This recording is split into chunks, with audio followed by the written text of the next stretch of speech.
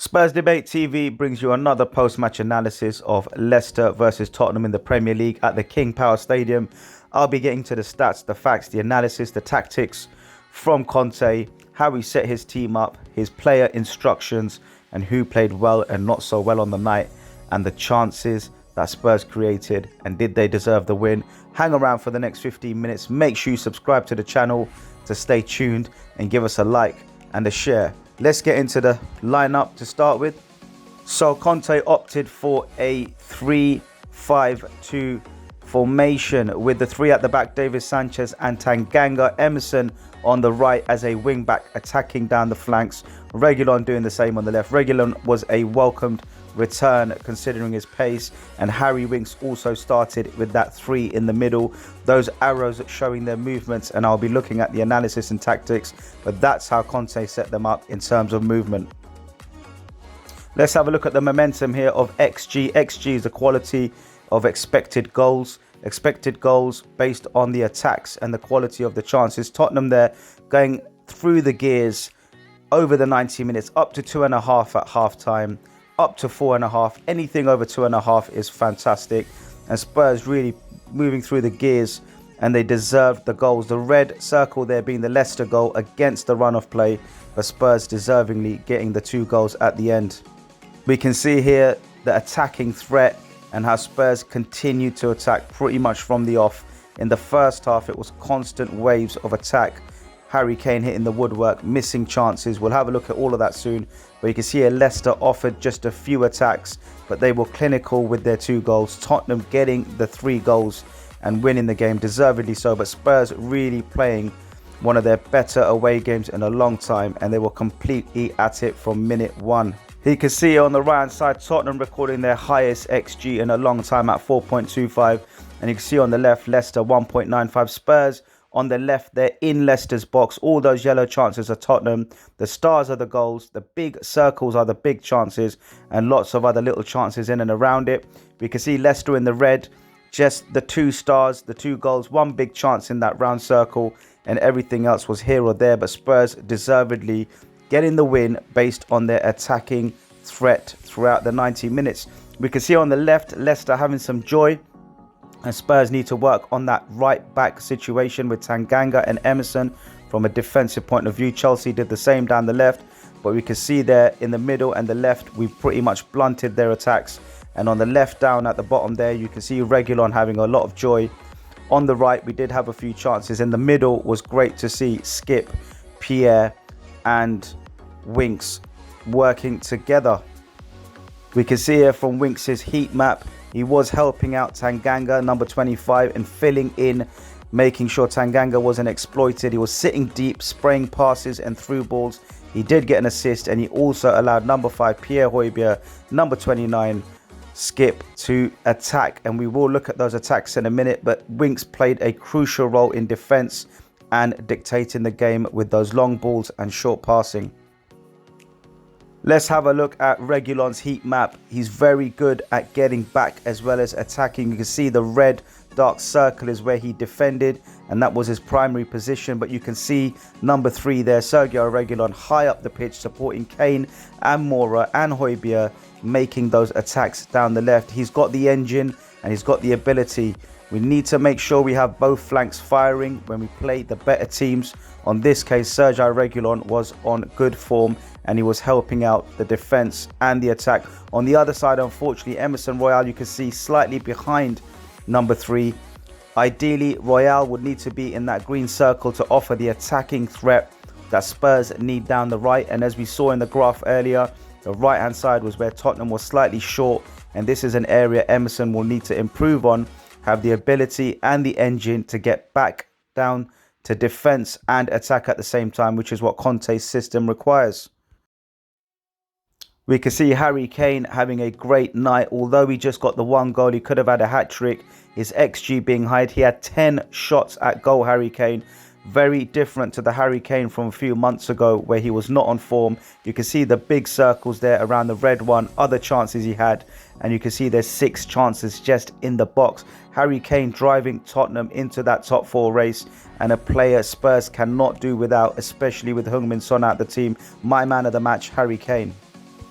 Pretty much from the first few minutes, Tottenham were in and attacking. We saw that from the XG graph. 27 shots, there 14, 10 on target, Leicester 4, 10 off target, Leicester 5. Spurs getting 8 corner kicks over the course of the game, and you can see there the big chances, 8 big chances. This really could have been a goal fest. Big chances missed 5, and the 5 counter-attacks, which is Conte's style of football. He likes to counter-attack with Moura, with Reguilon, with Skip and Højbjerg. We can see here Spurs outpassing Leicester just by a few, so it was pretty similar, but you can see the accuracy there. We kept it nice and high. We've been floating around the 70% with Chelsea, but against Leicester we passed more accurately. 5 crosses, which is great to see. It has been a weakness in our team, but the crosses were coming in, and 16 dribbles out of 24 were successful. Double of Leicester's, winning the total duels and the aerial duels, tackling more and intercepting more. With Conte's tactics being Harry Winks to sit deep with defence and allowing Skip and Højbjerg to attack and create chances. You can see a Skip making a late run into the box, and this really could have been the first goal. Great to see Skippy showing us what he can do from an attacking side of his game. He doesn't always get the license, but the tactics in this game was allow him to move forward, and he was constantly a threat, especially in the first half.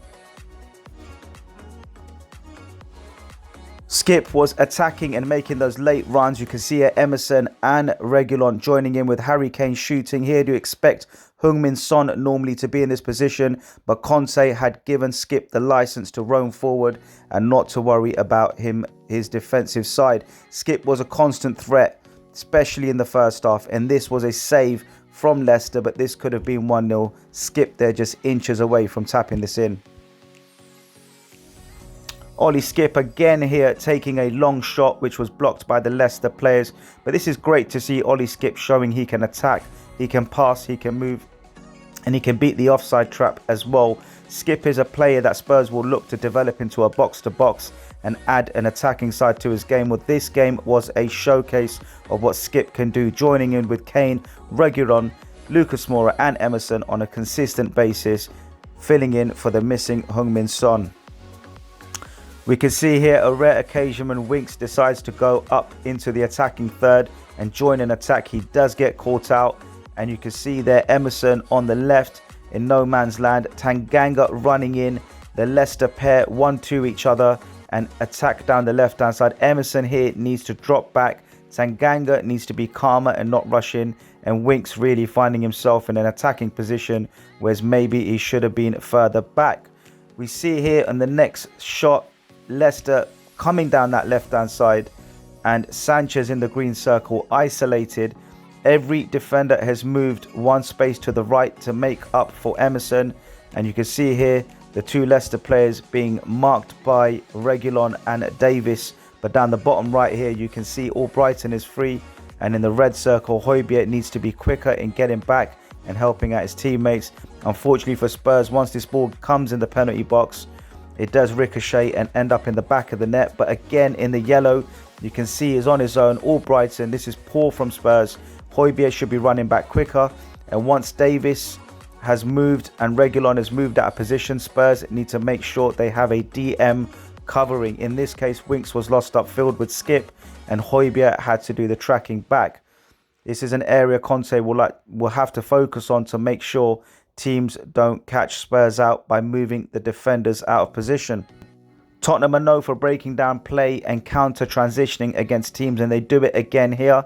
This is a classic Tottenham move. As this pass comes into the Leicester player, Skip in the blue arrow intercepts the pass, and he allows Tottenham to break. Lucas Moura and Kane waiting in space to make that run, and once this tackle comes in, and credit to Skip, he does then lay off the ball to Harry Winks. But this is classic Spurs. If you can stop them from breaking up play, then you almost stop Tottenham. But we can see here, once we get the ball, Harry Winks has got it. Kane's off, Moura's off, and down the left here, Reguilon's off out of screen.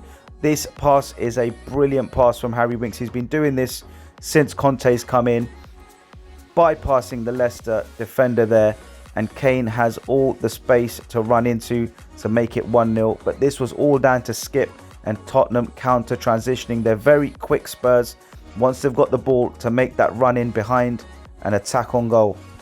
We see it here again, but this time it's Lucas Moura intercepting. And this is classic Tottenham. Harry Kane waiting in space. Spurs allowing Leicester to pass the ball around. As soon as they make that one weak pass, one of the Spurs players will intercept and Spurs are off. This one, Harry Kane gets the ball from Lucas and he skives it over the bar. Could have been 2-1, but this is classic Spurs, allowing Leicester to have a little bit of possession and then striking with that killer instinct on a counter transition move. This is Leicester's second goal when they went 2-1 up. You can see here Maddison receiving the ball. Many Tottenham players there not intercepting or being tight enough to Maddison, their danger man. Sanchez does have his eye on him, and so does Pierre there to his right. But both of them are not able to stop him. And you can see there Ben Davies staying with his man for that run at the back post. Tanganga watching things unfold, and Des switched to the left, but he's not quick enough. This is a slick move from Leicester, and they do get the goal from here. Once Maddison gets the ball, Sanchez is behind him and doesn't want to tackle him in the penalty area. Davies does go in a bit rash and loses his man ball watching, and Tanganga should have been further closer to Davies to stop that run going in from behind. Spurs being caught out here, lack of concentration, 2-on-3, and Leicester making Tottenham pay. This is the Premier League and it only takes a few seconds to lose focus and you're down a goal. We can see it for the second goal, Spurs 2-2, Stevie B's equaliser. This is all about Pierre and Matt Doherty. First of all, Pierre's vision to see Matt Doherty, just like Winks did in the first half for Harry Kane. But it's great to see Matt Doherty running in behind. Wing-backs need to run in behind. That's their primary function in terms of attack. And he does exactly that. He runs in behind. Lo Celso's the easy pass, but Pierre goes for the riskier move. And this is brilliant from Tottenham. We need to see more of this from the wing-backs. Once they get in the penalty box at that pace, if they are touched, they could go down for a penalty with VAR now. Defenders being very, very, very careful. And you can see there Stevie B in the red circle anticipating and hoping the ball ends up at his feet, which it does. But Matt Doherty, fantastic. Pierre, fantastic. And once this ball comes out to Stevie B, he puts his laces through it and it ends up in the back of the net. 2-2. Game, set and match. No, it wasn't. We still had some more action left in the final seconds. Here you can see there Lucas Moura in the orange stopping that pass to the right. You can see two Tottenham players in the middle there, stopping the pass coming through, and really the Leicester player not having many options. He should have rolled it out to his left or behind him, but he goes for the attacking pass, Tielemans. And once this block comes in, you can see the top two players there in green, Harry Kane and Stevie B, waiting to attack. Spurs know with Harry Kane, once they win the tackle, they get it into him very quickly. They've been doing it for the last few games, and Harry Kane's passing has been fantastic.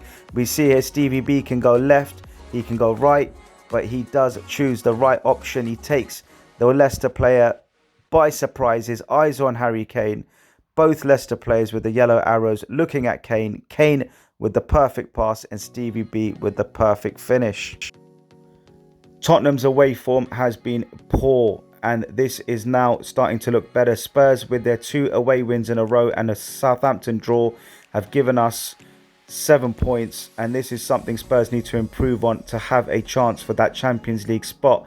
You can see that Chelsea and West Ham are much better than Tottenham, and this is an area Spurs will need to make up ground in to have a chance. Chelsea away next, we will look at that, but Spurs need to keep this form going, especially on the road.